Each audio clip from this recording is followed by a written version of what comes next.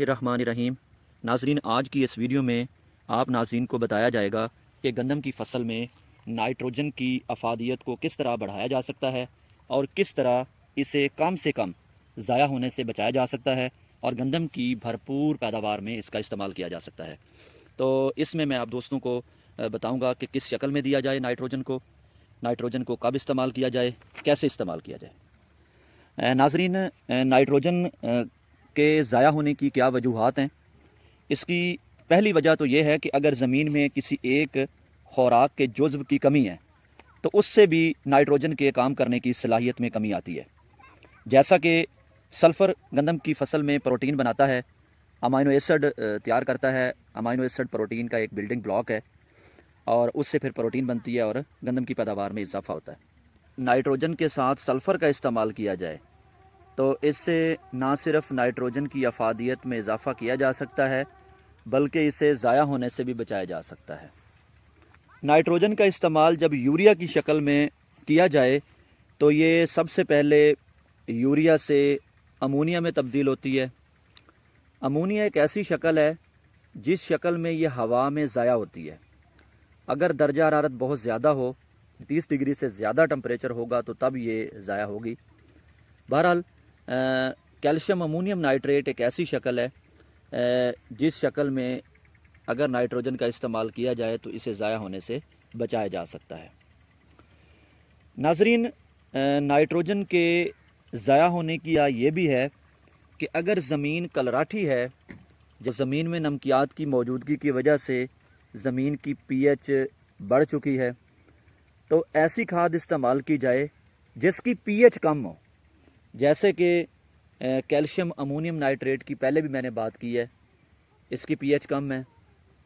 इसके अलावा कुछ और फार्म भी मार्केट में अवेलेबल हैं जिनकी पीएच कम है। नाइट्रोजन की अगर ऐसी शक्ल दी जाए जिसकी पीएच कम है तो जब इनका इस्तेमाल किया जाता है तो ये ज़मीन की पीएच को आर्जी तौर पर कम कर देती हैं और उससे नाइट्रोजन की अफादियत बढ़ जाती है।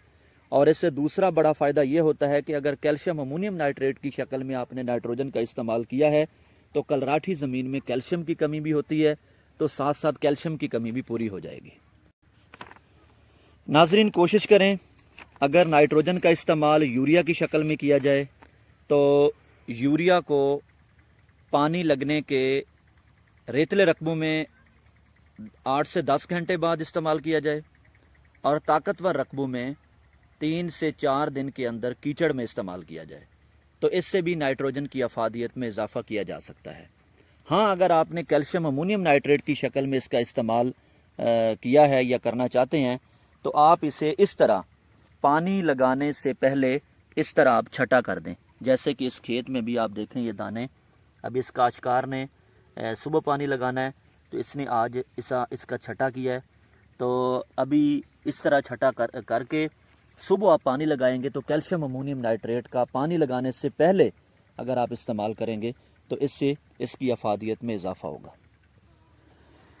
नाजरीन, नाइट्रोजन की अफादियत में इजाफा इस तरीके से भी किया जा सकता है कि आप फ़र्ज़ करें कि नाइट्रोजन का इस्तेमाल यूरिया की शक्ल में कर रहे हैं, तो यूरिया की आप ऐसी शक्ल दें जो किसी के साथ अटैच हो, जैसा कि नीम कोटेड यूरिया, जिसमें यूरिया को नीम दरख्त के बीज के तेल के साथ कोट किया गया है। इसका इस्तेमाल करने से जो आम हालत में यूरिया इस्तेमाल की जाए तो ज़्यादा टम्परेचर की वजह से ये अमोनिया की शक्ल में ज़ाया होती है और 75% तक अमोनिया की शक्ल में इसके ज़ाया होने का ख़दशा होता है। तो नीम कोटेड यूरिया इस्तेमाल करने से इसकी अफादियत में इजाफा किया जा सकता है। और दूसरा इसका फ़ायदा ये है कि ये इसकी दस्तयाबी आहिस्ता आहिस्ता होती है और आहिस्ता आहिस्ता दस्तयाबी होने से इसकी अफादियत बढ़ जाती है। तो एक शक्ल ये भी है कि आप कोशिश करें कि यूरिया का इस्तेमाल अगर करना है तो आप नीम कोटेड यूरिया इस्तेमाल करें, वो आम यूरिया की बजाय ज़्यादा बेहतर है। नाजरीन, गंदम की फसल में पहली किस्त और आखिरी किस्त दोनों में ही नाइट्रोजन के ज़ाया होने का ख़दशा होता है, लिहाजा कोशिश की जाए कि नाइट्रोजन की पहली किस्त गंदम की फसल में तब दी जाए जब गंदम की फसल में उसकी आर्जी जड़ें ख़त्म हो चुकी हैं और उसकी क्राउन रूट्स खुराक खाने वाली जड़ें शुरू हो चुकी हैं।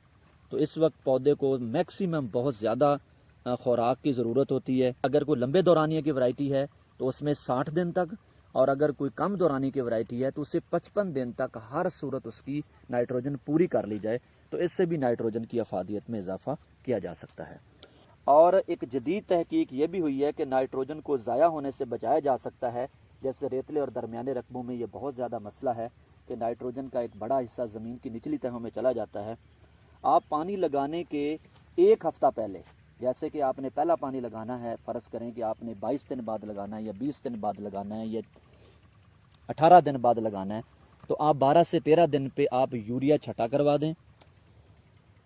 रात की शबनम से 2 से 3 दिन के अंदर ये नमी से यूरिया से अमोनिया से नाइट्राइट और नाइट्रेट में जब जाएगी तो ये इस तरह ये मिट्टी के ज़रात के साथ ये चिपक जाएगी।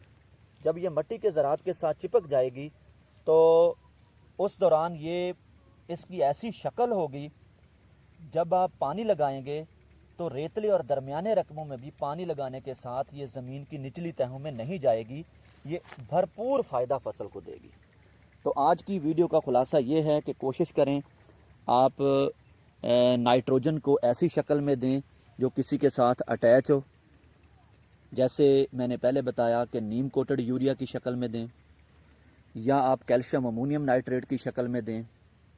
कोशिश करें अगर कैल्शियम अमोनियम नाइट्रेट की शक्ल में दिया जाए तो पानी लगाने से पहले छटा किया जाए। अगर यूरिया की शक्ल में दिया जाए तो पानी लगाने के बाद इस्तेमाल किया जाए। कोशिश करें अगर रेतला या दरमियाना रकबा है तो पानी लगाने के एक हफ़्ता पहले ही छटा कर दें।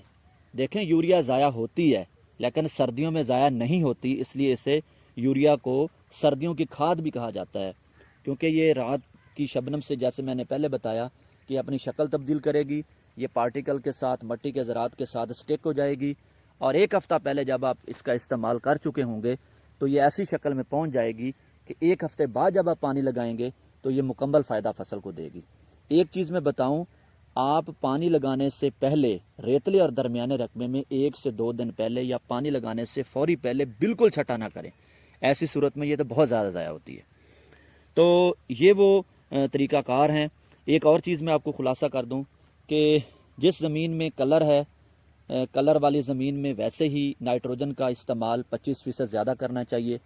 तो कलर वाली ज़मीन में आप कोशिश करें कि नाइट्रोजन को ऐसी शक्ल में दें जिसकी पीएच कम हो।